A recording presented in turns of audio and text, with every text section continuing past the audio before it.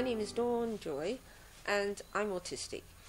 I was diagnosed in my early 40s. I'm 50 now, and living and coping with life in general has been the hugest challenge for me. Being autistic is not in itself a huge challenge, but being autistic and coping with living in a system, a social system, a spatially designed system that is not innate and often not kind towards autistic innate functions, has been the greatest challenge of my life. For example, I suffer from hypersenses. That means I feel and I hear, I sense through touch, hearing, smells, lights, images, much more acutely than the average person does. And not only do I sense more acutely, the effects on me can be extremely pleasant on one hand, but also extremely damaging, painful, and crippling, even crippling. For example, if the lights are too bright in a room that I enter, and if I have to stay in it for any amount of time, I develop painful migraines, headaches, I become short of breath, nausea even. Some smells that may be ordinary to the general public can induce nausea and unpleasant vomiting. I think yes, it is a wide spectrum, and there is a saying, a popular saying, that if you meet one autistic person, you meet one autistic person. But we do share, obviously we share a paradigm, a similar paradigm, not just within the diagnostic manuals. There's more than one, but the DSM is the prevalent one. We do share a common neurological makeup, and I think the difference between one person and another along the spectrum is not only personality, but how we are able to cope with living in the non-autistic world, and that varies. But I feel, having met many individuals across the spectrum, non-verbal, and we communicate via text only, and highly verbal people like myself, where we can babble on for hours on our favorite subject. I think what we have in common is the desire for more empathy. Now that is an irony in itself, because there is this myth popularized by the so-called theory of mind experiment that purports that autistic people cannot grasp neurotypical theory of mind, therefore we lacked empathy.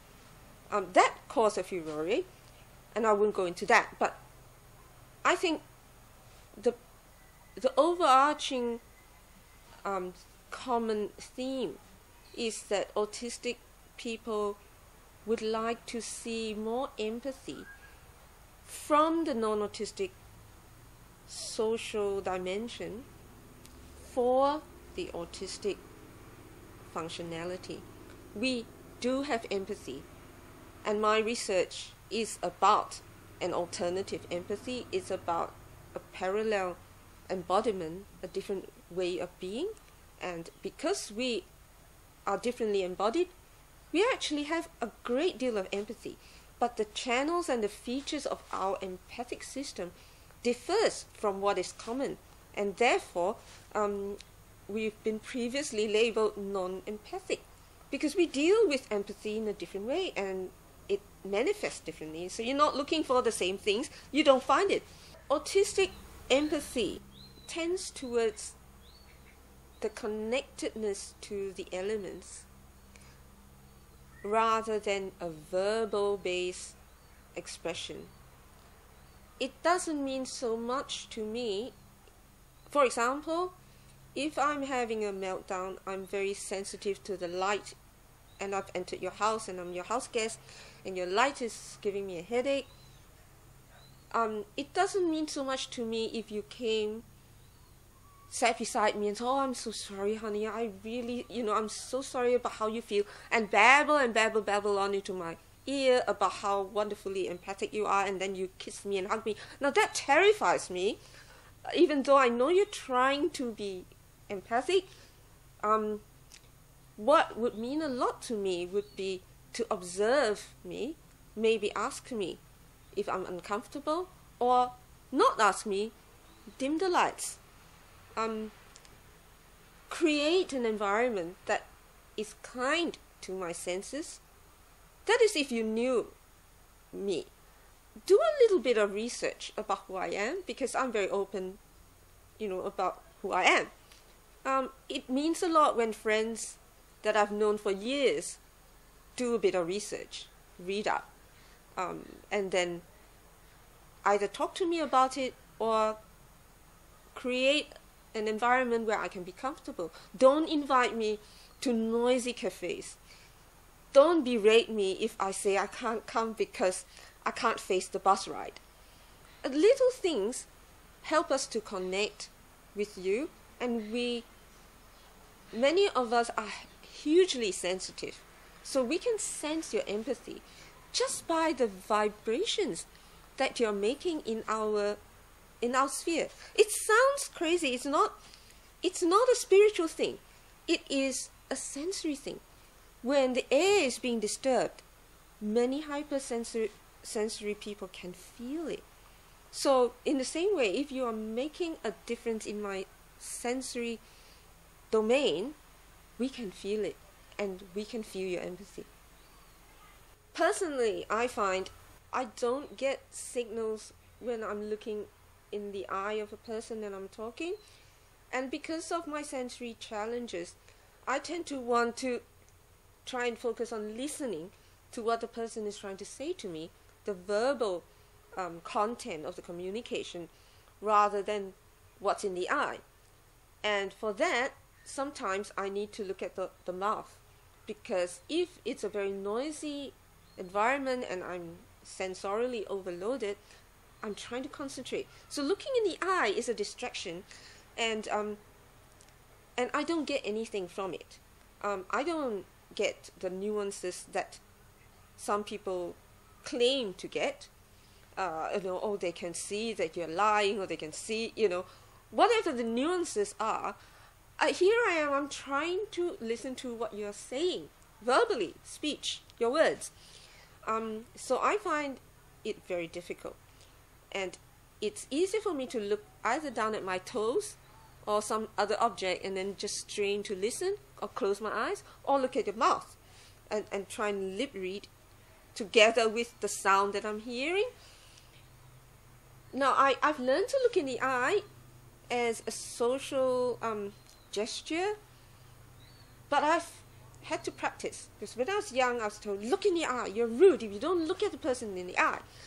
And so I practice in the mirror, look myself in the eye and try to figure out what am I trying to say, and I still can't figure that out about the eye, but I've learned to train my eye to look in the right direction. It is taxing, because then you're adding an extra barrier. It's like trying to figure out what I'm trying to say with a hand being waved in front of me. And if you try that, even an ordinary person would be impaired. So that's as far as looking in the eye is concerned.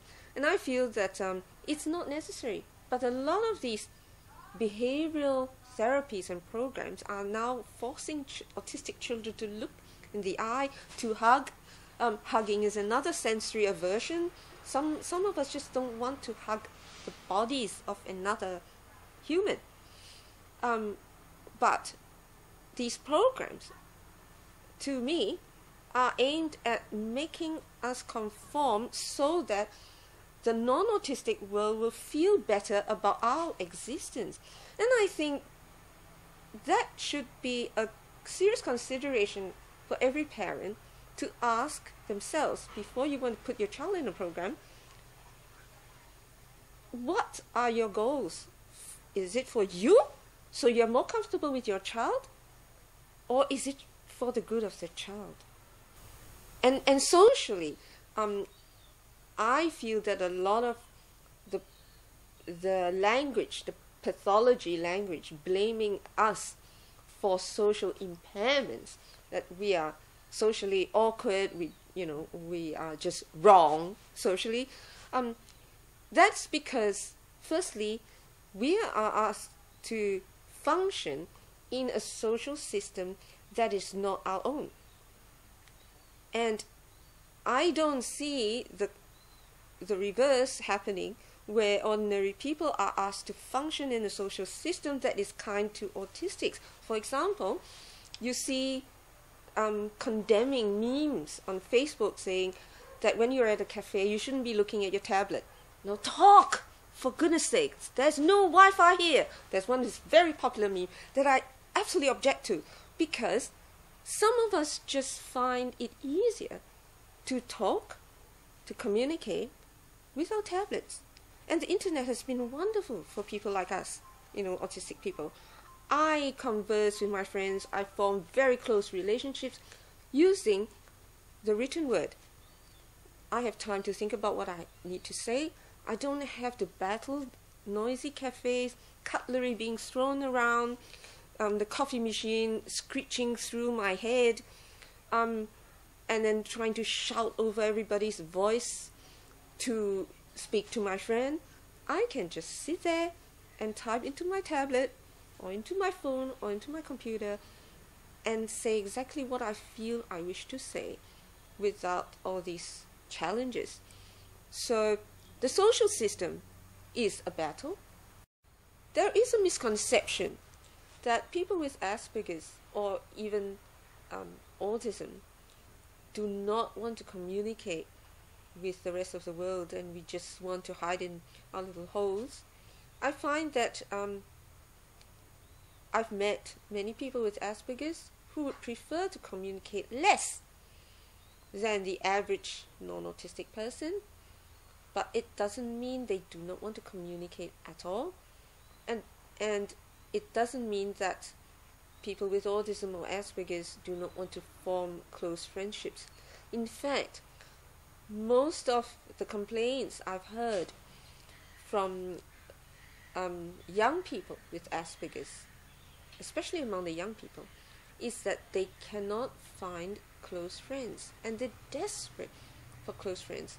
They want to belong, and they try all means to find friendships, and a lot of times, even in my case, we fall into grave error. Either we offend people because we don't know what to do, and it's a system that's alien to us, or people with Asperger's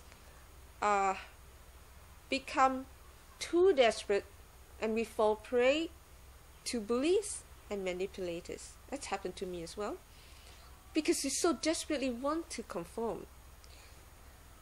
After a certain age, then the people I meet become very anti-neurotypical. There are people, I'm not saying everyone, but from my experience, I've met young adults who then become very bitter. Young adults with Asperger's become very bitter and very anti-establishment, and establishment to them means the neurotypical establishment. And then, yes, and then maybe these are the ones that people observe not wanting to communicate. They just shut themselves in the rooms, never want to come out, because maybe a part of them has given up trying. But I do think the majority of us really desire connectedness. Maybe not with 200 friends, maybe just one person or two people, because perhaps that's all the individual can cope with. Because with every interaction and relationship and connection, there are responsibilities and demands. And perhaps that individual cannot cope with 200 friends. And I personally cannot cope with 200 friends. I have very, very few friends, but I treasure them a lot. And I would do anything I can to preserve the relationships with my very few friends. Well, growing up undiagnosed, there were pros and cons. So I didn't have a label that spelled autism or Aspergers, but I was an odd kid. So I had other labels: eccentric, weirdo. Some siblings felt that I was lazy because I underperformed in school, and there were some activities that I just could not cope with and I didn't want to partake in. So the challenges of not having a diagnosis was being told that I was wrong, that I was deviant. Having a meltdown in public was labeled a tantrum. And even now, parents think that an autistic meltdown in a 2-year-old is a tantrum. And there's a huge difference, because in a tantruming child, the child wants something. I want that ice cream. If you don't give it to me, I'm going to scream the house down. If you give the child the ice cream, the child stops. But in a sensory meltdown, the child is in a pain, a lot of pain. And if you're in a lot of pain and you can't express it, an autistic child doesn't understand why there is a lot of pain. The lights are too bright. I know that now, but I didn't know that when I was 2. My mother used to take me to a wet market where they were killing chickens in boiling water. The smell was so overwhelming. I have a meltdown. But then I was accused of tantruming because, it's embarrassing behavior. Adults are embarrassed. And so I was punished severely. In a meltdown, the child is in pain, and so once triggered, you cannot mitigate apart from taking the child or the person away from the trigger and into a safe, clement space, and then allowing the person to revive and recover naturally. There's nothing you can do. You can't offer ice cream, you can't offer pocket money, you can't offer anything, because the person is suffering. So until the pain goes away, you have a meltdown in your hands, and the only thing you can do is to remove the triggers. So I grew up being accused of being bad-tempered, being antisocial, plethora of things. I couldn't behave in class because the classrooms were too triggering. The environment, the fans were loud, the kids were loud, the desks were screeching. So I was labeled the naughty child. I can't tell you how many times I've been sent out of class and stood in the corridor. I have been accused so many times of inappropriate behavior. And a major one is that I say things without thinking. Now, actually, I say things after a lot of thought, but it still comes out inappropriate to the neurotypical social system because these thoughts are too honest. A major hurdle I had as a child with neurotypical social interaction is lying. So we're brought up, everybody tells you mustn't lie, you have to tell the truth in all circumstances. And then what happens? Mother brings along a friend who's dressed in the newest clothes, and she asks you, "So honey, isn't auntie pretty?" What do? Tell the truth? No, I don't like her dress. I think she's ugly. Or do you say, "Oh, auntie, you're so beautiful"? Now, a neurotypical sister of mine, she mastered that art. So she was the favorite. Me, I'll just either say no, or just look away and I don't want to look at you. The red hurts my eyes, or something like that. And so that's inappropriate, rebellious, whatever. As an adult, inappropriate behavior would be, again, to tell the truth. I'm sorry, I don't like your drawing. It's ugly. Or, I don't like your new girlfriend. I think she's manipulative and I think she's a bitch. okay, that has lost me some friends, you know. I don't like your new boyfriend, you know, he's a creep. So I've learned to mitigate that, because I've learned that neurotypical people don't like the bald truth. If the friend is very important to me, I've learned that you have to dress the truth a bit in light fluffy clothing, and then try and present it, and maybe it's like the these little truffle chocolates, you know, you have to present it in a sweet way so that the person will bite in and hopefully get the message embedded inside. That is a huge social hurdle, and something that I'm always conscious of. And not asking questions that are inappropriate, like too private or too direct. It is a constant challenge for me, even now.